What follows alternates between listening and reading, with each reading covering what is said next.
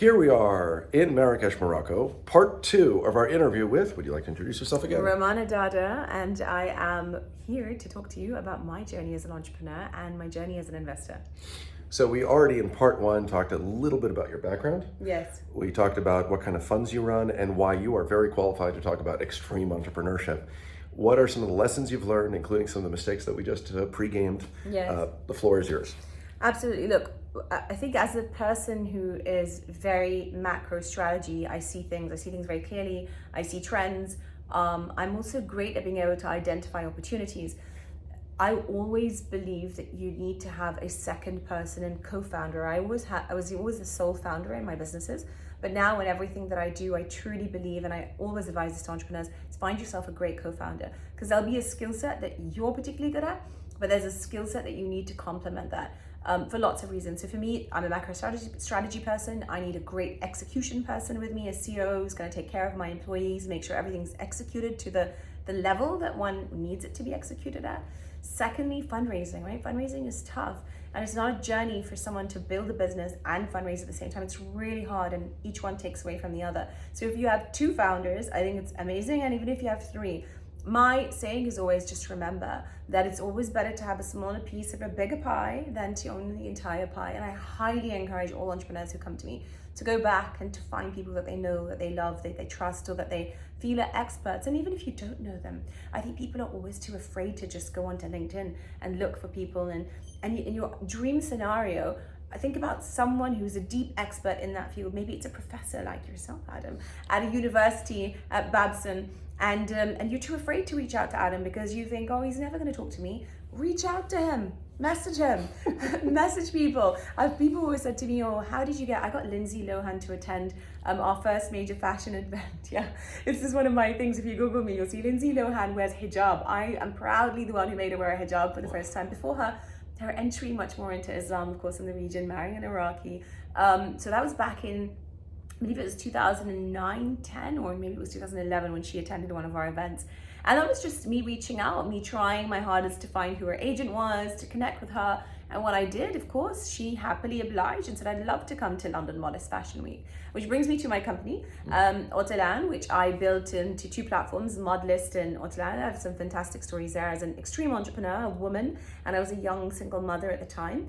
And I actually pitched to a private equity group who I never got told directly, but got told through somebody else after, that they did not invest in me because they said I had a young daughter and it was not the right time in my life to be invested in. So I've definitely faced the extreme entrepreneurship problems in many scenarios.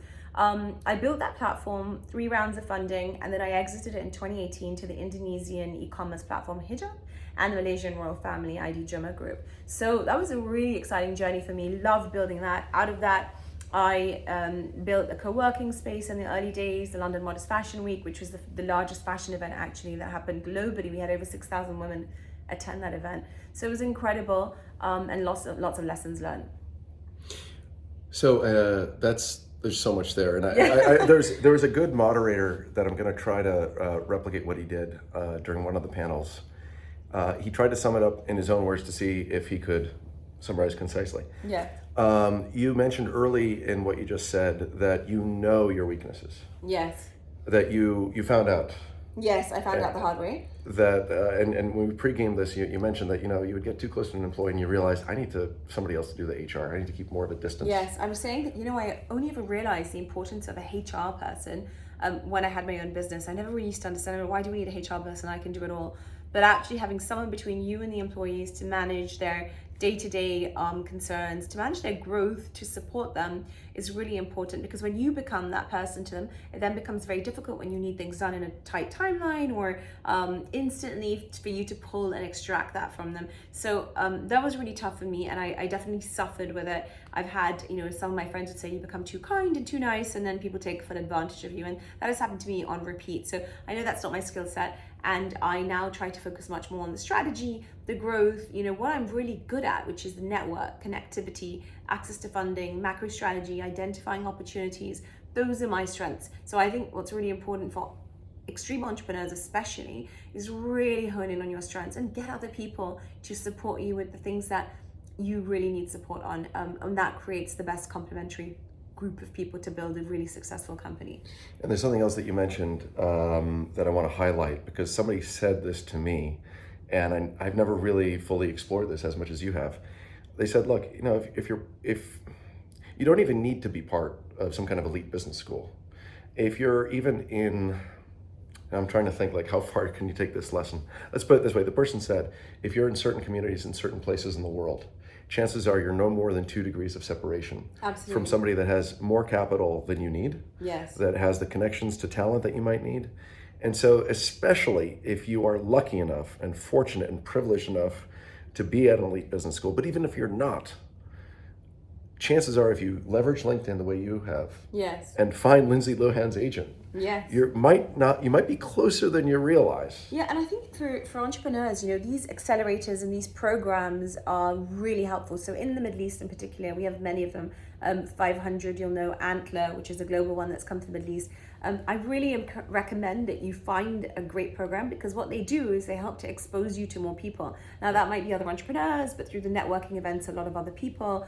And it's hard as an entrepreneur because it is a very lonely process. And I personally really struggled with that. It was always me doing everything, and I didn't end up meeting as many people as I should, which would have really accelerated my journey. And that's one of the reasons that at our VC Fly Forward ventures, we're really focused on helping to scale our companies through access to networks and funding. This is really fundamentally what we think can supercharge your growth and giving you that access. So you don't have to worry about it. You can focus on your core business, but use us to help you to supercharge. And now I'm thinking about people that are not only not at an elite educational institution, but people that are not in the center of global finance or education. Some of the people I've met, and I'm thinking now to West Africa. Yes. Places that, you know, people are still scared to go to because of disease and violence. But even in such places, I met somebody like Fatou. If you're watching this, I'm going to mention your situation. In Gambia, or the Gambia, Fatou, you know, showed up whenever there is an event with somebody from there's an aid agency, some crazy investor that is willing to take a risk and is rolling through town. There's even a rumor that somebody is around.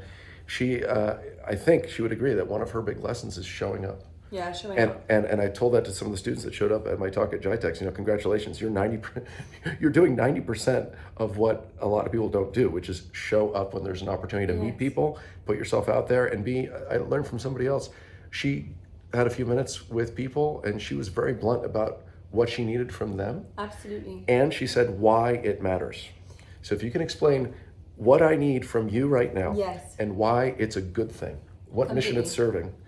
You know, everyone has a limited amount of time today, right? And so I definitely think when you reach out to people or you meet people, I always say to every entrepreneur, have your 60-second pitch ready. Yeah. Be able to tell me what you can do in one sentence. Don't spend 5 minutes, because firstly, I've probably lost you and there's 5 other people trying to talk to me at the same time, especially when I meet you and there's a queue of people after every speaking engagement, right, that want to talk to you.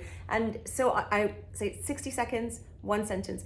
And actually, I remember the old story of Starbucks, I think it was, where the founder actually, as I recall, was sitting in a coffee shop and he had somebody else was sitting next to him, and he just happened to explain his concept of Starbucks, and that's how he got his funding in a minute. So be ready, you never know. And I always say elevator pitch is really relevant, because you could be in an elevator and you might just meet somebody who'll be an investor. Be ready to pitch, turn up to events.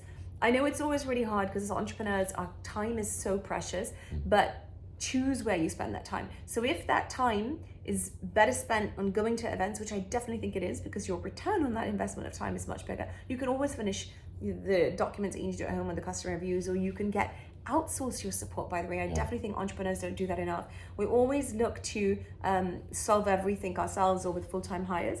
These days, we've got great markets like Pakistan, which, you know, I'm really fond of, India, other markets where you've got great resources at almost 1/10 of the cost that we have in the rest of the world. So leverage those, outsource your teams to get the support that you require.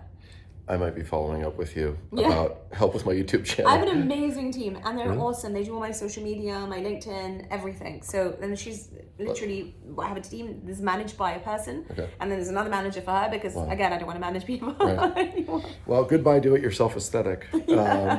So let's wrap on this.